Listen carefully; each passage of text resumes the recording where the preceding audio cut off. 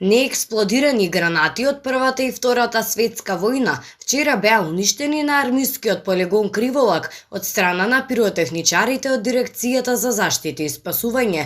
Од ДЗС соопштија дека уништувањето на неексплодирани убојни средства е повеќе дневна, комплексна операција која се одвива согласно стандардна оперативна процедура за прифаќање, транспорт и уништување на НУС. Се работи за неексплодирани убојни средства од различен калибар, кои што се пронајдени од страна на пиротехничарите на повеќе локации на нашата земја и потекнуваат од Првата и Втората светска војна, информираат од дирекцијата. На операцијата присуствувал и директорот на ДЗС Аднан Џаферовски, при што му биле презентирани најсовремените средства за уништување на НУС, кои што биле набавени од страна на дирекцијата.